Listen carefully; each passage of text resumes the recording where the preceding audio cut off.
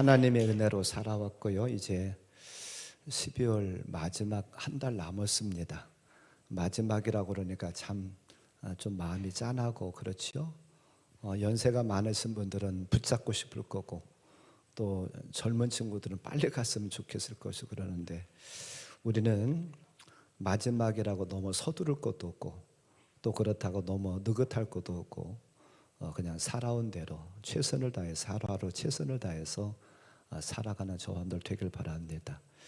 12월 이제 마지막 달 첫째 주를 맞이해서 이렇게 하나님 앞 예배드리는 여러분들에게 하나님의 크신 은총이 함께 간절히 기원합니다. 지난주에 우리는 다윗을 통해서 하나님께서 이 직분자들에게 기름 부음을 주셨을 때에 어떤 놀라운 역사가 있었는가를 살펴보았습니다.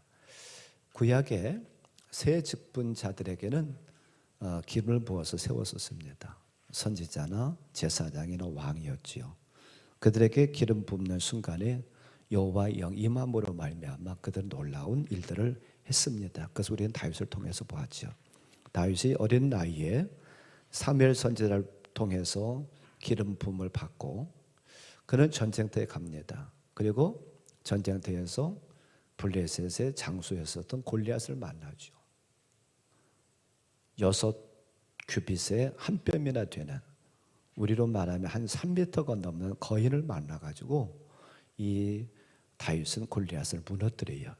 그것은 그가 잘났고 혹은 그가 힘이 세서가 아니라 그 안에 계셨던 여호와 영께서 하나님께서 함께 하심으로 말미암아 그런 놀라운 일들을 행하죠.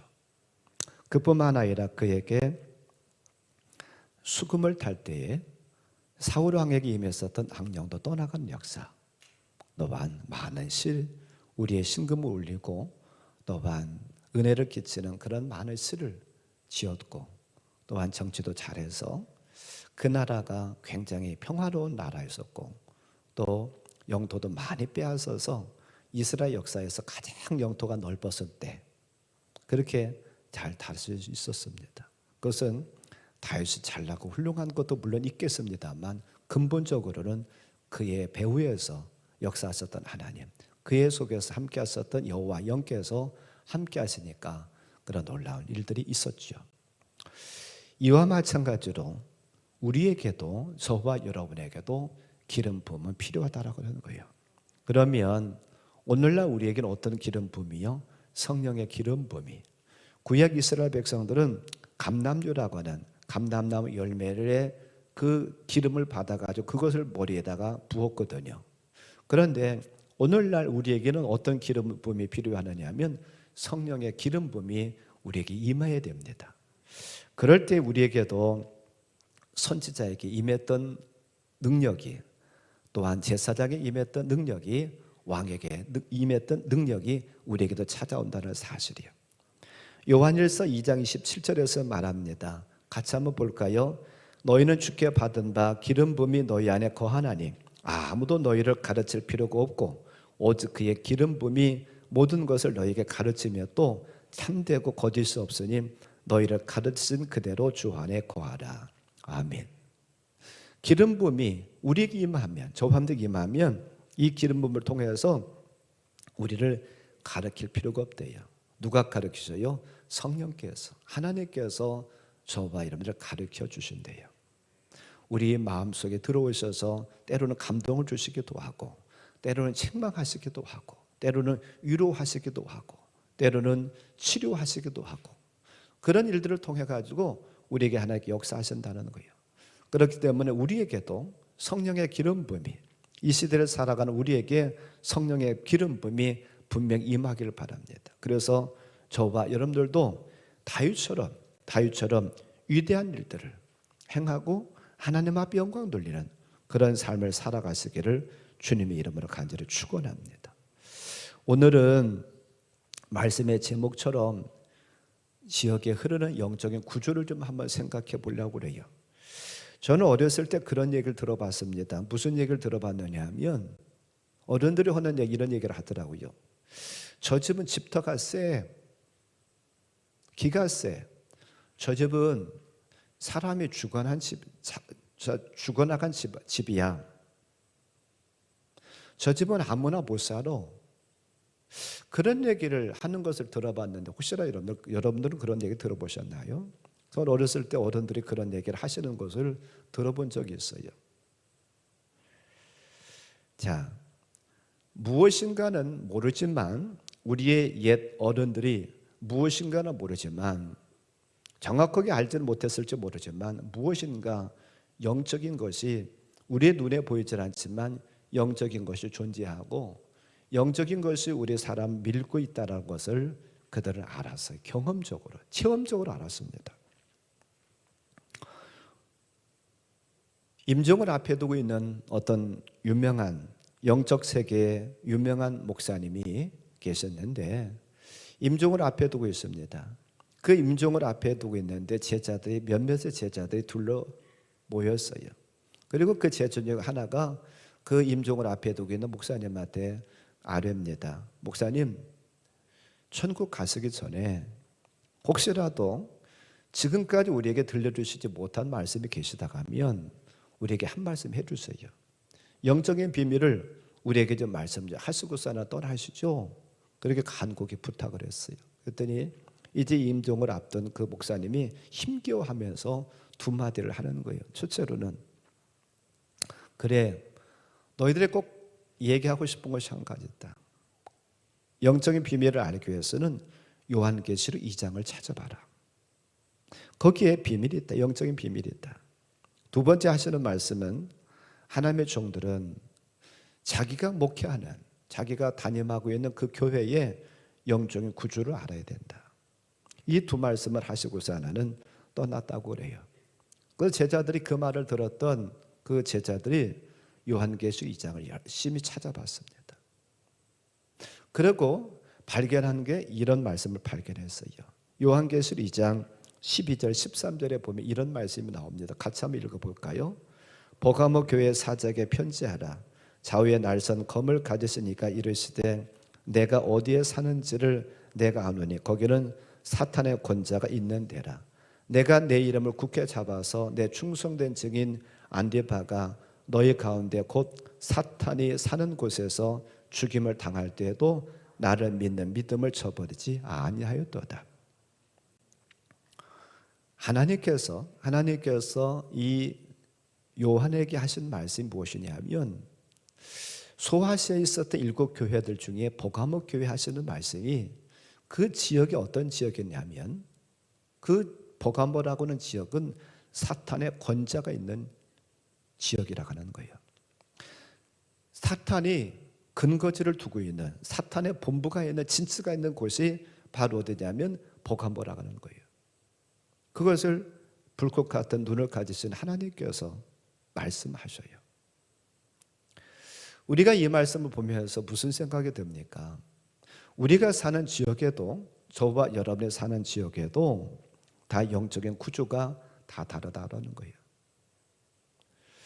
우리는 이 영적인 구조를 우리가 또한 신앙생활은 이 교회가 어떤 영적인 구조를 가지고 있는가 아는 것은 굉장히 중요합니다. 왜 그러냐면 그것은 우리는 영적인 존재이기 때문에 그래요. 사람마다 다 영적인 그런 구조가 다 다릅니다. 위치가 다 달라요. 똑같이 지금 저한테 이렇게 교회 나와서 예배를 드리지만 영적인 위치에서 있어서는 다 달라요. 그것을 그 예수님 당시에 예수님을 중심으로 해가지고 좀 생각해 보면 이렇게 얘기할 수 있습니다. 예수님과 관계해가지고 제일 바깥에 있었던 사람들은 그 예수님과 친밀함이랄까요? 영적인 깊이라고 할까요? 그것을 얘기한다고 하면 제일 바깥에 있었던, 원으로 얘기한다고 하면 제일 바깥에 있었던 사람 누구냐면 허다한 무리들이에요. 허다한 무리들, 성경에 보면 허다한 무리다라고 표현하고 있습니다. 허다한 무리들은 왜 예수님께 찾아옵니까? 예수님께 찾아온 그 비결은 무엇이냐면, 왜 예수님께 찾아오느냐면 그들은 먹을 것 때문에 찾아왔어요. 물론 때로는 말씀도 들었습니다만 먹을 것 또한 병 고쳐주는 것, 그것 때문에 예수님을 찾습니다. 어찌 보면 오늘날 얘기한다고 하면 세상에 있는 사람들, 교회 밖에 있는 사람들이라고 얘기할 수 있어요. 조금 좁혀서 얘기한다고 하면 500의 형제들입니다. 500의 형제들은 어디에서 나옵니까? 예수님께서 부활하시고 승천하시기 전에 500의 형제에게 몸을 보이셨다라고 말씀하셔요. 그리고 그들에게 뭘 당부하십니까? 이곳을 떠나지 말고 아버지 약속하신 것을 기다려라. 너희들 그런 몇 날이 못 돼서 아버지 약속하신 성령을 선물로 받을 것이다라고 그 예수님께서 승천하시기 전에 말씀하십니다. 그런데 이들이 부활하신 예수님을 만나기도 했습니다만 승천하기 직전에 예수님을 그들이 보고 그 말씀도 들었습니다만 그들은 약속한 것을 기다리지 못했어요. 어찌 보면 교회 안에 들어오긴 했을지 모르지만 교회 문턱만 밟고 떠난 자들이 아닐까 그런 생각을 해봐요. 부활의 예수님을 체험까지 했습니다. 보기까지 했어요. 조금 더 좁히면은요 120명의 제자들 얘기할 수 있어요. 그 120명의 제자들은 어디에서 나옵니까? 오순절 마가의 다락방. 예수님께서 승천하시면서 약속하셨던, 승천하셔서 말씀하셨던, 분부하셨던 그 약속의 말씀 믿고 그들은 오로지 기도하기에 힘씁니다. 그랬을 때 그들은 모여서 기도한 열흘 만에 오순절날 성령 세례가 그들에게 임해요.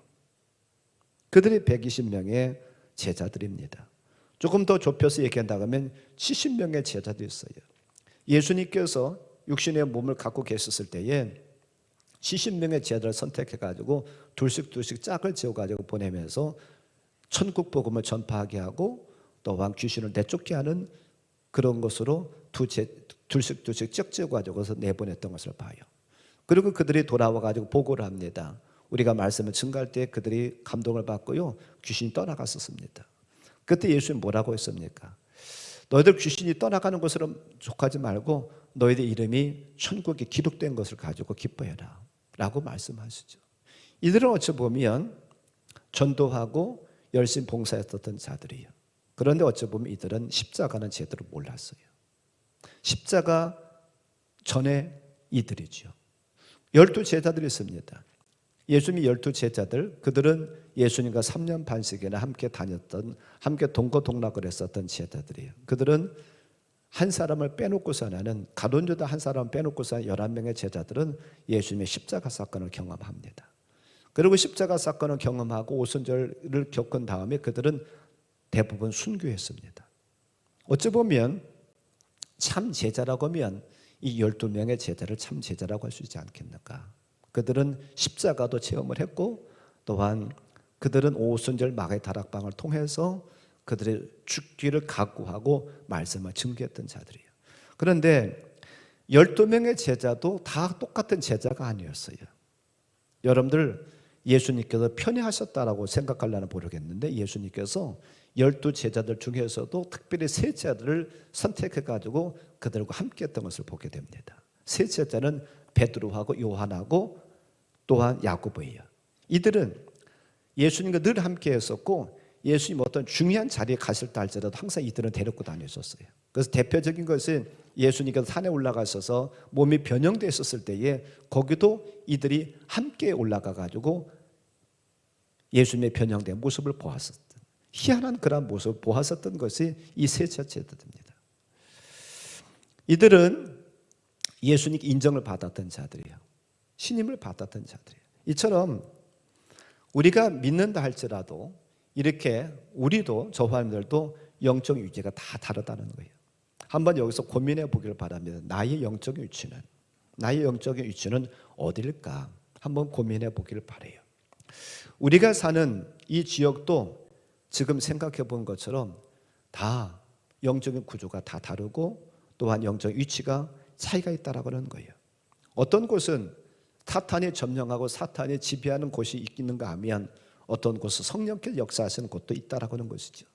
우리가 사는 지역이 악령이 악한 곳이 사탄이 자리 잡고 있는 곳이라고 한다고 하면 우리는 더 기도 많이 하고 우리가 그 지역을 성령께서 역사하시는 곳으로 바꾸기 위해서 힘쓰고 애써야 됩니다. 우리가 혹시라도 있는 곳이 어둠의 세력이 자리 잡고 있는 곳이라고 한다고 하면 이 어둠의 세력을 몰아내기 위해서 영적인 싸움을 싸워야 돼요. 영적인 세계에 반드시 있습니다. 지금 과계 시대, 뭐 첨단의 시대, 지금 우리가 달나라를 가는 시대라고 해가지고 여러분 영적인 세계를 무시하면 안 돼요. 우리의 육이 있는 것처럼, 우리의 마음이 있는 것처럼 우리의 영도 반드시 있고 영적인 세계가 있다라고 하는 것을 우리가 기억하길 바랍니다. 자, 그러면 영적 구주는 어떻게 될까? 사도 바울 선생님께서는 영적 구주를 이렇게 얘기를 합니다. 에베소서 6장 11절 12절에 이렇게 얘기를 해요. 같이 볼까요? 마귀의 관계를 능히 대적하기 위하여 하나님의 전신갑주를 입으라. 우리의 씨름은 혈과 육을 상대하는 것이 아니요 통치자들과 권세들과 이 어둠의 세상 주관자들과 하늘에 있는 악의 영들을 상대함이라. 아멘. 이것은 이 세상에서 일어나는 영적인 배경을 말하고 있어요. 근데 여기 지금 12절의 말씀을 가만히 잘 한번 보세요. 이 바울이 어떻게 얘기를 하고 있는가? 여기에 보면 혈과 육을 상대하는 것이 아니다 그러면서 통치자들, 권세들, 어둠의 세상 주관자, 그 다음에 하늘에 있는 악의 영들, 이것을 한 뭉탱이로 보고 있어요. 이 얘기는 무슨 얘기입니까? 이 땅에 있는, 우리가 살고 있는 이 세상에 있는 모든 조직체에는요, 그것을 뒤에서 밀고 있는 영의 세력이 있다는 거예요. 지금 바울은 거기 보면 권세들과 이 어둠의 세상 주관자들을 얘기를 하고 있어요. 어둠의 세상 주관자는 누구를 얘기를 할까? 그 당시에 세계를 지배했었던, 이스라엘 나라를 지배했었던 로마 정부를 얘기를 합니다. 근데 거기서 끝나지 않고 이 주관자들과 하늘에 있는 악의 영들이라고 말하고 있어요. 그것을 동일시하고 있습니다. 하나로 보고 있어요. 우리가 여기서 꼭 기억하길 바랍니다. 지금 로마 정부, 로마라고 하는 나라를 밀고 있는, 뒤에서 밀고 있는 어떤 영적인 세력이 있는데 그것을 바울은 악의 영들로 얘기를 하고 있어요. 로마 정부의 조직체나 마귀의 조직체를 하나로 지금 보고 있어요. 이것을 조금 더 쉽게 성경을 통해서 말씀을 드리면 다니엘서 10장에 보면 이런 말씀이 나옵니다. 다니엘이, 우리가 잘 아는 것처럼 다니엘이 21일의 기도가 있어요. 다니엘이 포로로 잡혀가서 바사 나라에 살면서 우리나라가 과연 어떻게 될까? 이스라엘이 어떻게 될까? 그것 때문에 근심하면서 고민하다 기도합니다. 근데 그 대답을 누가 가지고 오느냐 하면 가브리엘 천사가 대답을 가지고 와요. 그런데 가브리엘 천사가 하는 말에 뭐라고 그러느냐 하면 거기 다니엘서 10장 11절부터 14절을 같이 한번 보지요. 그가 내가 이르되 다니엘아 두려워하지 말라. 내가 깨달으려 하여 내 하나님 앞에 스스로 겸비하게 하기로 결심하던 첫날부터 내 말이 응답받았으므로 내가 내 말로 말미암아 왔느니라. 그런데 바사 왕국의 군주가 21일 동안 나를 막았으므로 내가 거기에 바사 왕국의 왕들과 함께 머물러 있더니 가장 높은 군주 중 하나인 미가엘이 와서 나를 도와주므로 이제 내가 마지막 날에 내 백성이 당할 일을 내게 깨닫게 하러 왔노라. 이는 이 환상이 오랜 후에 일임이라 하더라. 아멘. 가브리엘 천사가 지금 무슨 얘기를 합니까? 다니엘아, 네가 네 민주가 어떻게 될 것인가 그것을 깨달으려 하기 위해서 기도했는데 기도하던 첫날에 하나님께 응답하셨다는 거예요. 그런데 지금 너한테 찾아온 것은 지금 며칠이 걸렸다는 거예요? 21일이 걸렸다는 거예요. 13절에 보니까 군주가 이 일을 막았다는 거예요. 왜 21일이 걸렸느냐? 내가 하나님의 심부름을 하는 천사로서 하나님께서 응답하신 응답을 가지고 너한테 전해주려 오다가 누구한테 막혔다는 거예요. 13절에 보니까 바사 왕국의 군주가 21일 동안 나를 막았다. 21일 동안 나를 막아서 내가 너한테 전해주지 못했다는 거예요. 그러니까 그만큼 시간이 많이 걸렸다는 거예요. 아니, 바사 왕국의 군주? 그러면 그 바사 나라의 왕을 얘기를 하는데 그 사람이 군대를 가지고 와가지고서 하나는 지금 이 가브리엘 천사를 막았다는 얘기인가요? 아니에요. 영적인 의미입니다. 가브리엘 천사가 영적인 존재잖아요. 그렇기 때문에 지금 바사 왕국의 군주라고 하는 것도 바사라고 하는 나라를 밀고 있는 영의 세력, 그 영의 세력이 못 오게 이 가브리엘 천사를 이 다니엘에게 못 찾아오게 막았다고 하는 거예요. 그래서 사도 바울 선생님이 얘기하는 에베소 6장의 말씀이나 다니엘서 10장의 말씀을 통해서 보면 모든 조직체는, 이 땅에 있는 모든 조직체에는요 뒤에서 밀고 있는 영적인 세력이 있다는 거예요. 그게 영이 성령이기도 하고 악령이기도 하다는 거죠. 그래서 21일 동안 가브리엘 천사가 그 말씀을 전해주러, 응답을 전해주러 오는데 영 안 되니까 누가 와서 나를 도왔다는 거예요? 미가엘 천사가. 가브리엘 천사는 하나님의 심부름을 하는 심부름꾼의 천사장입니다. 미가엘 천사장은 싸우는 천사장이에요. 군대 장관이라고 할 수 있습니다. 그러니까 내가 가려고 하다 막히니까, 영적인 세력에 막히니까 그것을 누가 그 길을 뚫어두느냐 하면 싸움을 하는 미가엘 천사가 와서 뚫어줘서 너한테 지금 와가지고 21일 만에 너한테 지금 응답을 가지고 왔다는 거예요.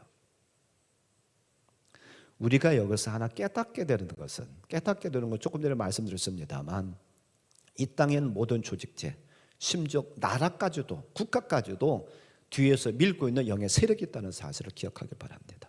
자, 그러면 이것을 구체적으로 성경에서 볼 거예요. 그러면 악령도 미는 힘이 있고 성령도 밀었던 그런 이야기들이 성경에 나옵니다. 자, 그럼 먼저는 지역에 흐르는 영적인 구조의 실제적인 면에서 악령께서 역사하셨던 곳, 악령이 역사했던 곳, 그것을 우리가 보려고 그러는데 대표적인 곳이 누가복음 8장이 아닌가 생각해요. 누가복음 8장에 보면 예수님께서 배를 타고서 하나는 뭐라고 말씀하냐, 야 호수 건너편으로 건너가자라고 하셔요. 그래서 예수님께서 배를 타고서 하나는 예수님의 제자들과 함께 배를 타고 갔습니다. 예수님이 피곤하셨는지 배에서 잠이 드셨어요. 그런데 예수님께서 잠이 든 순간에 어떤 일이 그 지금 호수에서 벌어졌느냐면 바람이 일어나고 풍랑이 일어나 가지고요 배가 깨질 지경이 됐어요. 그래서 제자들이 어떻게 해서라도 그 풍랑을 이겨보려고 애를 썼습니다. 근데 안 돼요. 그래서 결국은 그들이 예수님을 깨웁니다. 선생님, 예수님, 우리가 지금 죽게 되었어요. 예수님 지금 잠만 주무시고 계실 때가 아니에요. 지금 풍랑이 일어나 가지고 우리가 죽게 됐습니다. 그래 가지고 예수님 깨웠습니다. 그랬더니 예수님이 일어나셔서 뭐라고 말씀하셨냐면 누가복음 8장 24절에 봅니다. 같이 봅니다. 제자들 나와 깨워 이르되 주여 주여 우리가 죽겠나이다 한데 예수께서 잠을 깨사 바람과 물결을 꾸짖으시니 이에 그쳐 잔잔하여지더라. 아멘. 예수님께서 어떻게 하셨다고요? 바람과 물결을 꾸짖으셨다. 우리가 꾸짖는다라고 하는 것은요 보통은 사람한테 어떤 인격체에게 하는 거예요. 그런데 예수님께서 바람과 물결을 보시고서는 마치도 그게 사람인 것처럼, 마치도 어떤 한 인격체인 것처럼 뭐라고요? 잔잔하라 라고 꾸짖으셨다는 거예요. 예수님은 바람과 물결 뒤에서 역사는 무엇이 있다는 것이요? 사탄이 역사하는 것, 사탄이 악령이 역사한다는 것을 예수님께는 아시고 예수님이 바람과 물결을 향해서 꾸짖으셨지만 사실은 그 배후에서, 그 뒤에서 역사는 악령에게, 사탄에게 꾸짖으신 거예요. 그럼 그것을 어떻게 알 수 있을까? 예수님께서 바람과 물결을 꾸짖으셔가지고 잔잔하게 돼서 결국은 그 배가 어디에 도착을 하게 되느냐면 거라사인이라고 하는 땅에 도착을 하게 됩니다. 근데 거라사인의 땅에 딱 들어가니까 가장 먼저 나와서 예수님 맞이하는 자가 있어요. 예수님을 제일 먼저 맞은 자가 있는데 그게 누구냐면 귀신 들린 사람이에요. 그 귀신 들린 사람이 뭐라고 그러냐면 28절처럼 얘기를 하는 거예요. 거기 28절 뭐라고 하냐면 예수를 보고 부르짖으며 그 앞에 엎드려 큰 소리로 불러 이르되 지극히 높으신 하나님의 아들 예수여 당신이 나와 무슨 상관이 있나이까? 당신께 구하노니 나를 괴롭게 하지 마옵소서. 이 말에 지금 누가 한 얘기라고요? 귀신 들린 사람인 거예요. 아니 우리가 그런 얘기 하잖아요. 귀신처럼 안다. 귀신 제대로 봤어요. 예수님 누구시라고요? 하나님의 아들, 지극히 높으신 하나님의 아들. 그 당시에 많은 사람들은요 예수님을 하나님의 아들로 생각하지 않았습니다. 저 나사렛의 시골의 촌뜨기, 시골에 아주 볼품없고 배우지도 못한 목수일을 하는 요셉의 아들, 마리아 아들을 그렇게 생각했지 여기 말씀에 나오는 귀신처럼 지극히 높으신 하나님의 아들로 인정 안 했어요. 근데 귀신은 예수님 어떤 분인가를 제대로 알아보는 거예요. 그리고 뭐라고 그래요? 당신 나와 무슨 상관이 있습니까? 예수요, 당신 지금 나와 무슨 상관이 있습니까? 나를 괴롭게 하지 마세요. 이게 뭔 얘기일까요? 당신 나 멸망시키러 왔습니까? 아직 때가 아니잖아요. 그러면서 32절 말씀을 31처럼 얘기를 하는 거예요. 무저객으로 들어가라 하지 마세요. 왜요? 아직 마귀가, 아직 그 사탄이, 악령이 무저객 속에 들어가서 영원히 멸망할 때는 아니었거든요. 그러니까 귀신이 아는 거예요. 자, 이 말씀 이렇게 생각할 수 있어요. 예수님께서 배를 타고 가시는데 호수에서 왜 바람과 풍랑이 그렇게 일어나서 배를 깨트리라고 했었을까? 누가 그랬을까? 이미 거라사를 점령하고 있는 악령이 알았던 거예요. 예수님이 이 지역에 들어오면, 이 거라사이라고는 이 땅에 들어오면 우리는 쫓겨날 수밖에 없다. 우리의 정체가 드러나고 우리는 쫓겨날 수밖에 없으니까 어떻게 해서라도 예수님께서 그 땅에 들어오시지 못하도록, 그 거라사이라고 하는 땅에 들어오시지 못하도록 어떻게 해서 막아야 되는 거예요. 그래서 막을 수 있는 비결은 무엇이에요? 지금 타고 있는 배를 깨트리는 거예요. 파선하게 하는 거예요. 그래서 그 배가 깨지면 예수님이 이 땅에 들어오지 못하니까 막으려고 애를 썼던 거예요. 그래서 그 호수에 바람과 풍랑이 일어났던 것입니다. 이처럼 악령이 역사하는 곳이 있어요. 자, 그러면 악령만 역사할까? 아니요. 이와는 반대로 성령도 역사하는 경우가 있다는 거예요. 자, 그러면 그것을 어디서 볼 것인가? 우리가 이미 보았던 사무엘상 19장에 보면 그 얘기가 잘 나와요. 자, 사무엘 19장의 얘기는 무슨 얘기입니까? 다윗이 전쟁터에 나가서 골리앗을 이겼잖아요. 그리고 그 골리앗을 이기고 돌아오는데 사람들이 그를 칭송해요.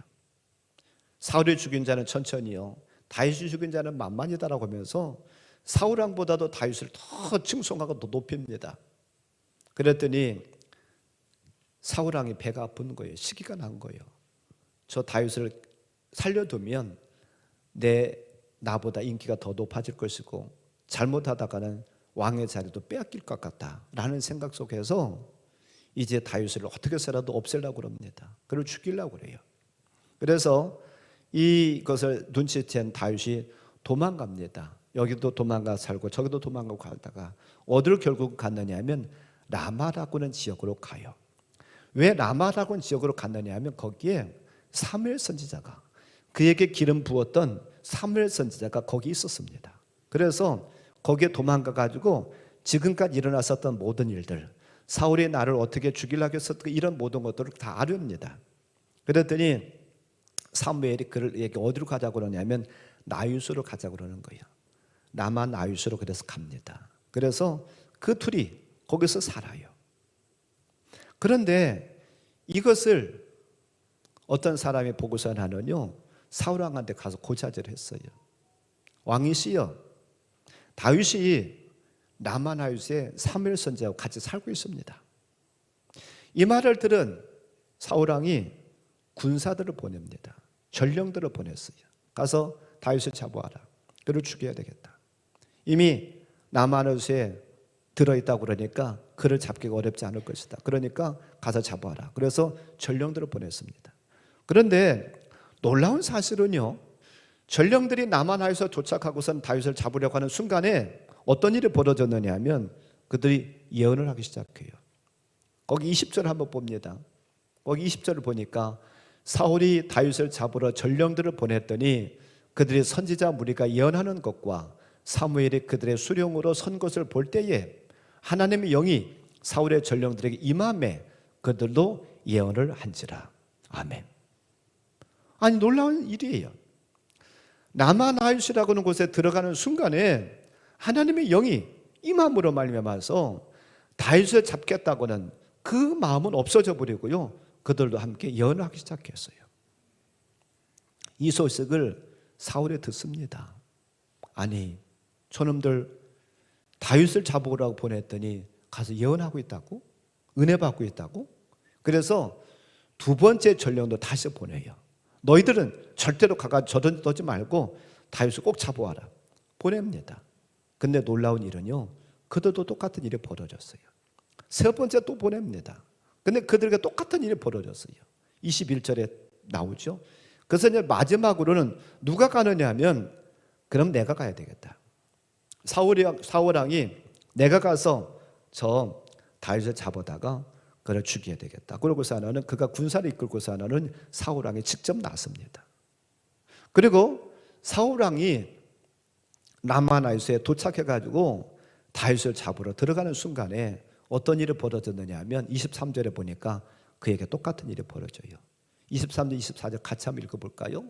사울이 라마나이스로 가니라. 하나님의 명이 그에게 임하시니 그가 라마나이스에 이르기까지 걸어가며 예언을 하였으며 그가 또 그의 옷을 벗고 사무엘 앞에서 예언을 하며 하루 밤낮을 벗은 몸으로 누웠더라. 그러므로 속담에 이르기를 사울도 선지자 중에 있느냐 하니라. 아멘.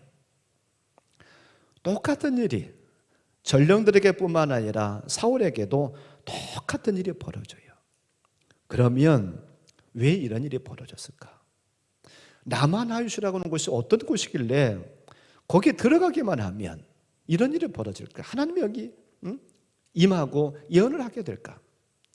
한마디로 말씀드리면 이 장소는요, 성령께서 덮고 있는 지역이었어요. 마치도 물이 바다를 덮음같이, 물이 바다를 덮음같이 여호와의 영이, 하나님의 영이 그 라마나이스를 덮고 있어요. 그래서 거기에 누가 들어가든지 간에 하나님의 영이 임하는 거예요. 제가 가끔 기도할 때 여러분들 그런 것을 마음에 두시고 기도하셨는지 모르겠습니다. 가끔 제가 라마나이스 이루어지게 해주세요. 그렇게 가끔 기도하는 경우가 있었는데 혹시 여러분들이 그것이 무슨 의미인가 생각해서는 모르겠는데 바로 이 의미입니다. 라마나이스라고 하는 것은 하나님의 영, 성령께서 덮고 있는 거예요. 그래서 그곳에 들어가기만 하면 누구나 은혜 받아. 그곳에 들어가기만 하면 다 예언해, 선지자들처럼. 바라고 원하기는 저와 여러분들이 신앙생활한 이 교회가 라마나이스 이루어지기를 바랍니다. 바라고 원하기는 저와 여러분의 가정에, 저와 여러분이 사는 이 지역에, 저와 여러분 일하는 일터가 라마나이스 이루어지기를 바라요. 분명한 것은 영적인 힘이 있습니다. 그 인간의 이 사회, 이 모든 구조에 뒤에서 밀어주는 힘이 있어요. 악령이 밀든지 아니면 성령이 밀든지 둘 중에 하나입니다. 누가 미느냐? 누가 미느냐는, 어떤 영이 미느냐는 대단히 중요해요. 왜요? 저와 이런데도 영적인 존재고, 악령이 밀으면 거기에 결국은 무엇이에요? 우리가 누가복음 8장에서 보았던 것처럼 멸망입니다. 그렇기 때문에 우리에게는 우리를 누가 밀어주셔야 되냐면 성령께서 밀어주셔야 돼요. 그래야 우리에게 능력이 찾아오고, 그래야 우리에게 무엇이 찾아오냐면 생명이 찾아와요. 우리에게 은혜가 있습니다. 아까 제가 옛 어른들이 하는 얘기 잠깐 말씀드렸었죠. 집터가 세다. 어딘지 모르니까 거기는 기가 세. 그리고 거기는 사람들이 죽어갔던 곳이야. 그런 얘기를 한다고 얘기했는데, 무엇인가 그들은 알지는 못했지만, 이렇게 영적인 구조가 있다는 걸 정확하게 알지 못했지만 경험적으로 알았던 거예요. 아마 여러분들도 혹시 그런 걸 느끼려나 몰라요. 어떤 집에 들어가면 왠지 모르게 싸늘하고 추운 것을 느낄 수 있으려나 몰라요.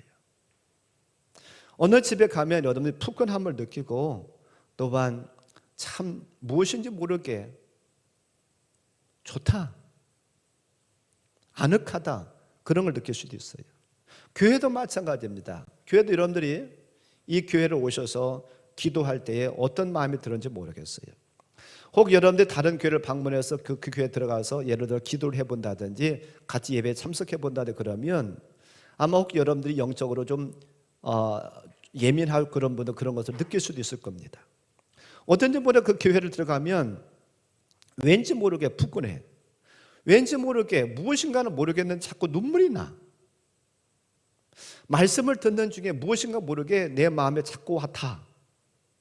그리고 또한 자꾸 말씀을 듣는 중에 자꾸 그 죄가 깨달아지고 하나님 은혜가 깨달아지고 자꾸 무엇인지 모르게 감사가 찾아 나오고 더 기도하고 싶고. 그러나 그와는 반면에 어디는 들어가 보면 기도도 잘 안 되고 그냥 하품에는 나오고 자꾸 그러는 교회도 있을 수 있어요. 그것은 가정도 그렇고 교회도 그렇고 다 마찬가지입니다. 왜 그럴까요? 다른 것이 아니라 그곳을 지금 누가 지배하고 계시느냐, 내 가정을, 이 교회를, 이 지역을 누가 지배하고 있느냐에 따라서 그런 차이가 난다는 거예요. 악령이 머물고 있으면 우리는 성령의 사람이기 때문에 아무래도 충돌을 일으킬 수밖에 없어요. 그러다 보니까 싸늘함을 느낍니다. 왠지 모르게 은혜가 안 돼. 왠지 자꾸 기도도 안 되고 자꾸 하품만 나와. 그러나 내가 모르는 교회라 할지라도 들어가 보면 그 교회가 뭐 시설이 잘 되건 잘 뭐 되지 않고 시골에 조그마한 교회라 할지라도 어딘지 모르게 들어가니까 참 푸근해. 참 무엇인가 모르겠지만 하나님의 사랑이 나를 자꾸 덮는 것 같아. 마치도 아침에 안개가 낀 것처럼 무엇인가 그냥 하나님 은혜로 자욱하게 낀 것 같은 그런 느낌이 들어. 결국은 누가 이 교회에 역사하고 있느냐는 거죠. 그 교회에 나만 할 수 이루어졌다 간다고 하면 그런 은혜가, 그런 포근함이 있지요. 그러나 그렇지 않다고 하면 그런 포근함이 있을 수는 없습니다. 여러분들 산림욕이라고 하는 그런 말을 들어보셨을 겁니다.